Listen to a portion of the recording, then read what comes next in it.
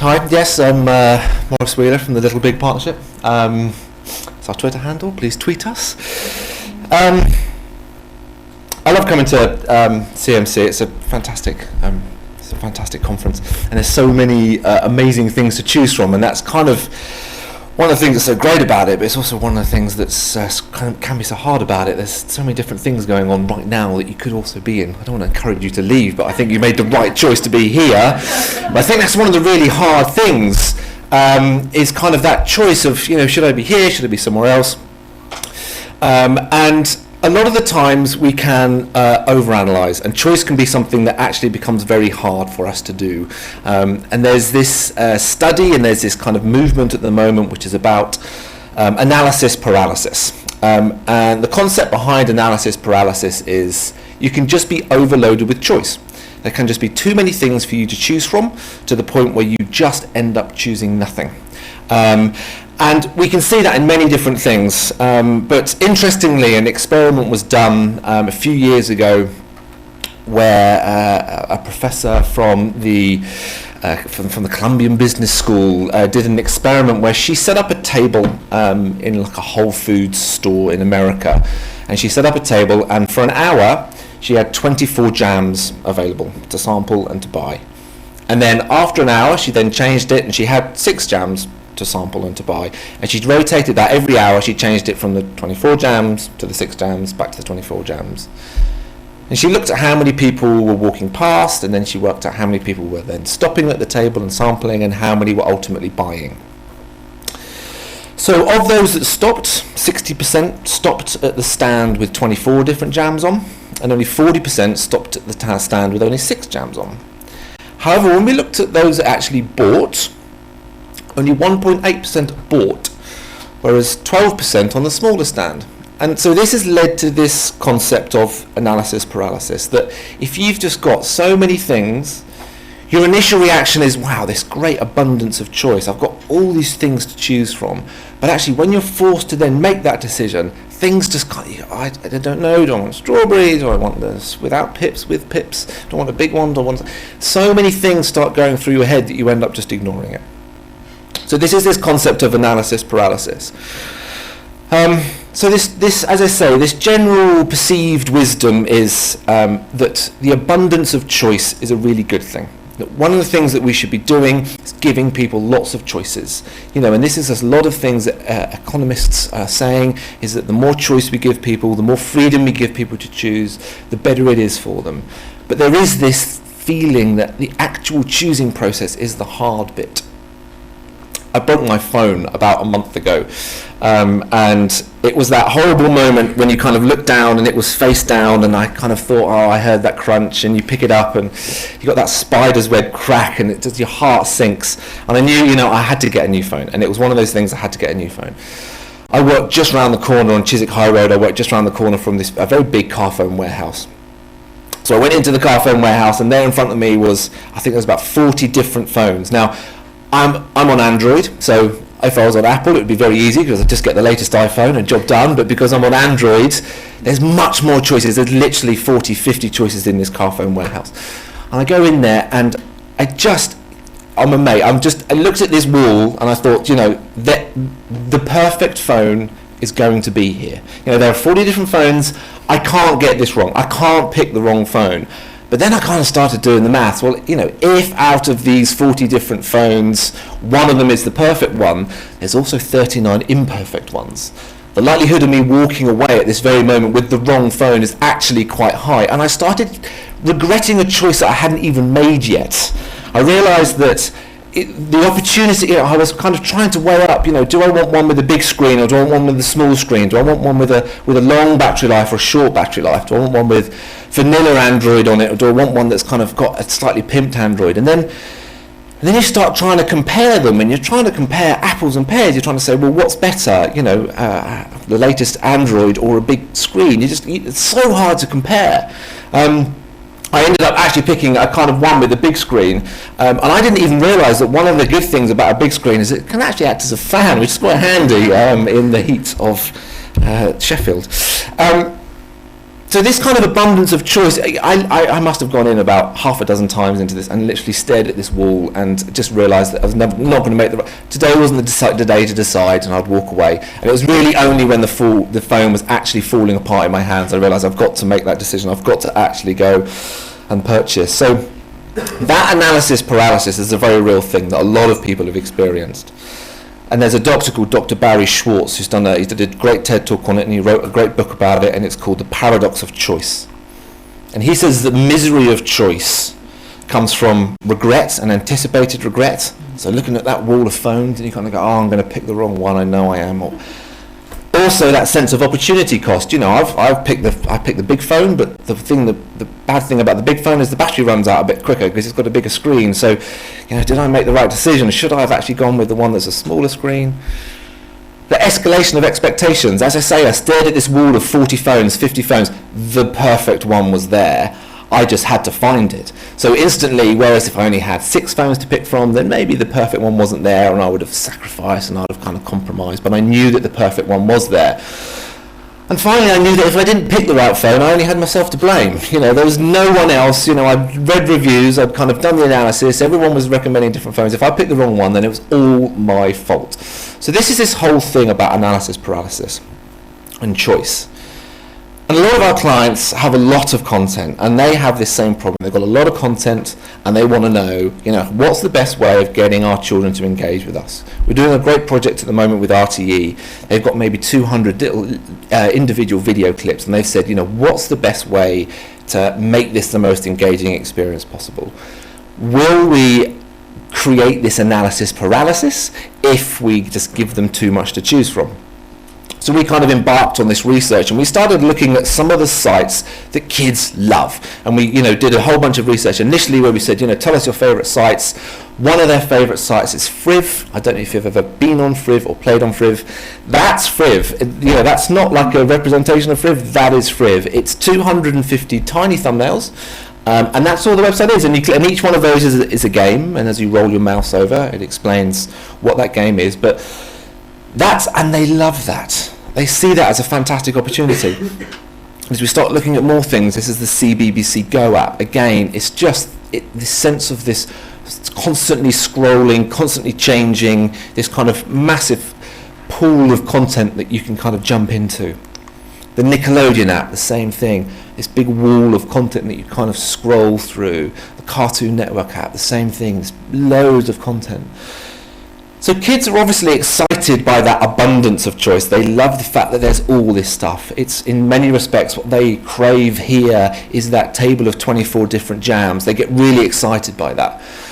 But do they have that analysis paralysis, that cognitive overload? And really the analysis paralysis happens because as adults we've got this overformed prefrontal cortex, which is the bit of the brain which is responsible for rational thinking and decision making. And that actually develops quite late in life. Latest research says that our prefrontal cortex isn't fully developed until we're like 21, 22.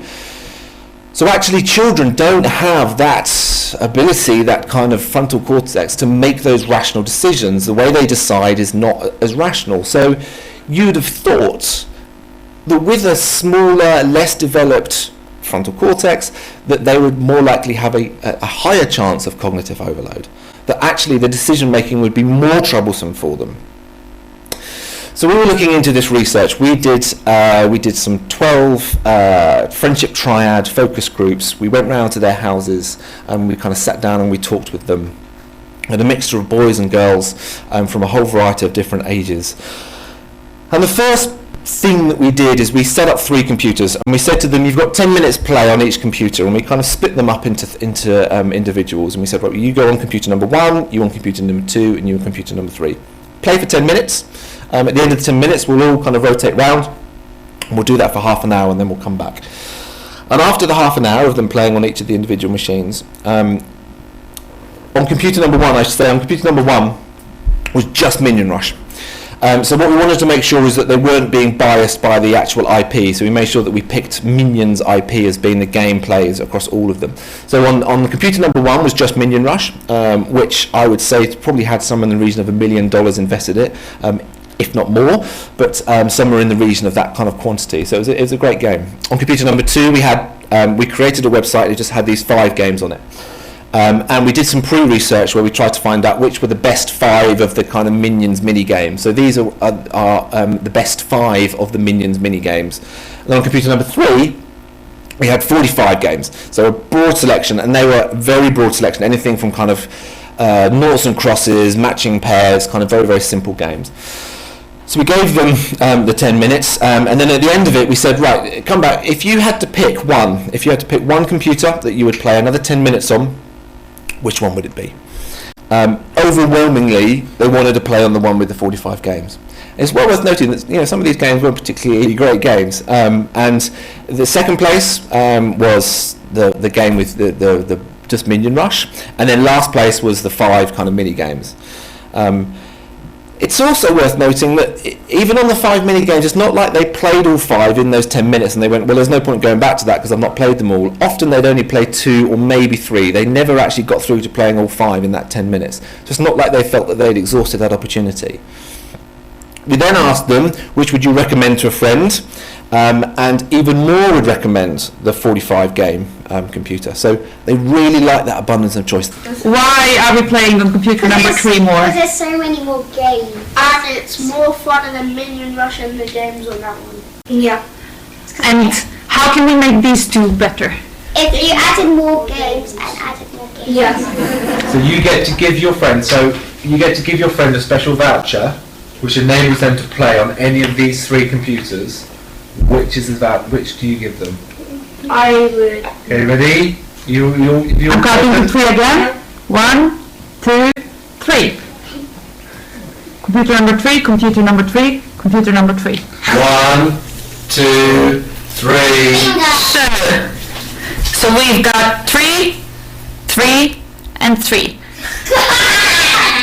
Why 3? So many games. Because it's got so many games and it's got one of my favourite games in there. Yes. I like 3 because there are lots of different types of games to play. So if you don't like one, you can always choose another. 1, 2, 3. Charles. We have number 3, number 2, and number 3. Lovely. So Laura, why number 3? Because it has lots of different games to choose from.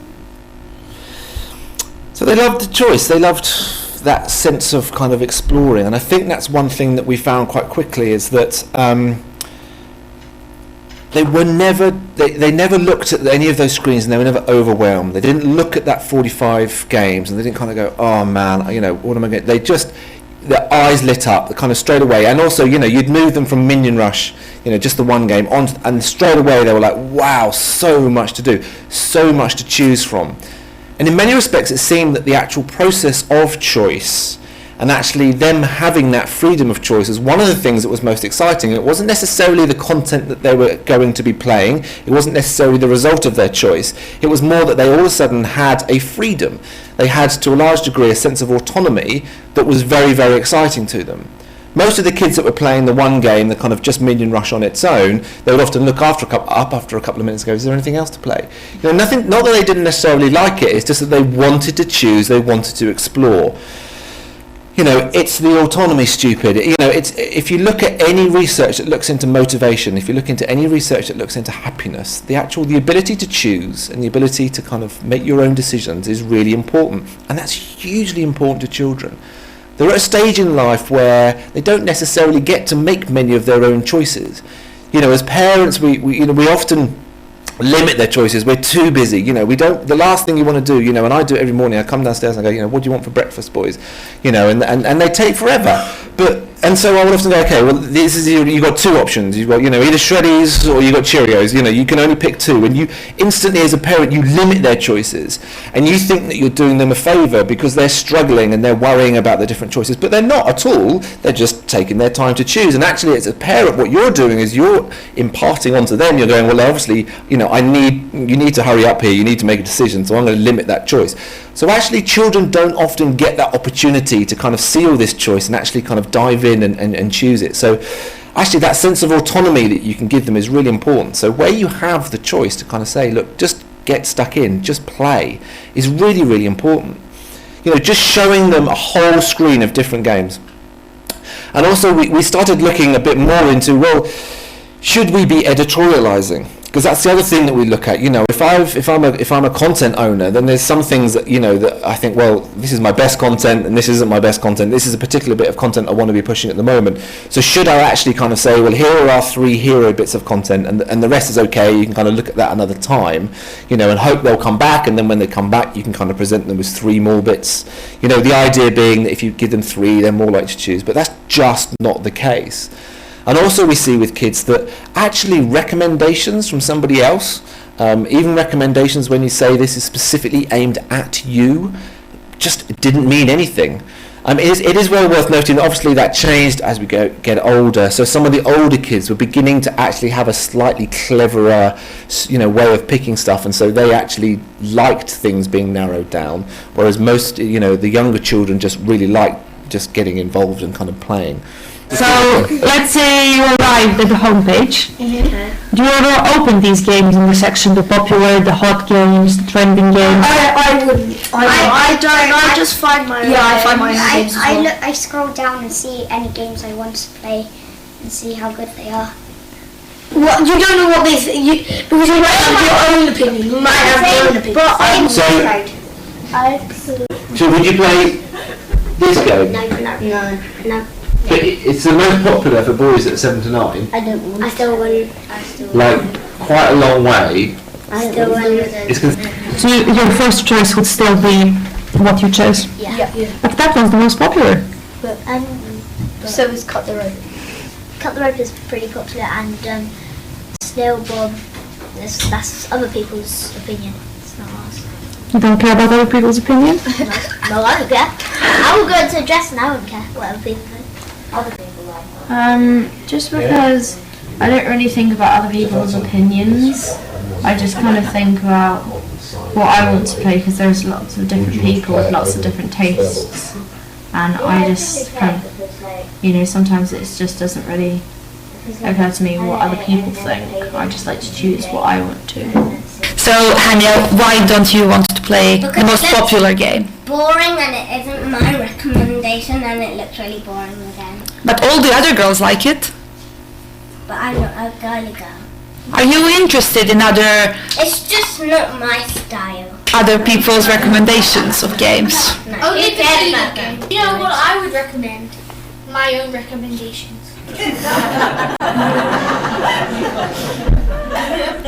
Pause on her for a bit, she was great.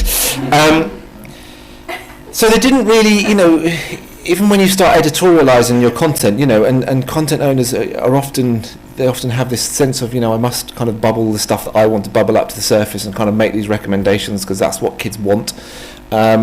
Doesn't seem to be the case from the research that we've seen. And we work with a lot of clients, and we work with a lot of clients that have a lot of content, and they often have this struggle of, what do I do with this content? How can I make it as engaging as possible? And we work with them to try and create these big, nice, engaging experiences that really kind of deliver. And I guess what we say to them is children love the abundance of choice, but they aren't worried about the process of choosing. So don't try and make that simple for them. Don't try and take away their ability to choose from a very wide range just because you think that they are struggling with that, because from what we've seen, they're not struggling with that. And also don't necessarily push. I know it's really hard, particularly as a content owner. You've got an agenda. You need to be pushing certain bits of content at certain times. But try as much as you can to withhold from that urge and actually, you know, give them everything. The more that they see, the more that they have that sense of exploration, the more that they want to choose stuff, the more that they will ultimately choose stuff, the more they'll engage, the more they'll recommend it to friends. As we saw before, you give them everything, they're much more likely to want to come back, they're much more likely to recommend it to a friend. And also I think as adults, you know, we spend so much of our life, because we have this developed strategic thinking, that we kind of pass that feeling onto children. We think that, you know, as economists call us, that we are kind of resource maximizers, that as adults, we spend so much of our life trying to make sure that we make exactly the right decision. We spend so much of our life making sure that we don't waste any resources, that every second spent is a second that's a valuable second, or every pound that we spend is the right pound spent. And we get really caught up in that process of making sure that we are being as optimal and as efficient as possible. And children just do not react like that. They don't have that same resource management issue. They just approach things in a completely different way, which is, I guess, in many respects, is hugely liberating, that their decision-making process is just far more instinctive. They'll look at a screen of stuff and they'll go, that one, and that's just where they start, and they'll get stuck in, and if they enjoy it, then they enjoy it. If they don't, they'll come back, they'll look at that page of 45, and they'll just pick something else, and that's really the way that they do. So enable children to choose, enable them to explore. They really want that freedom of choice and that sense of autonomy, and the more that we can do that, I think it will be better for everybody. So, thank you very much.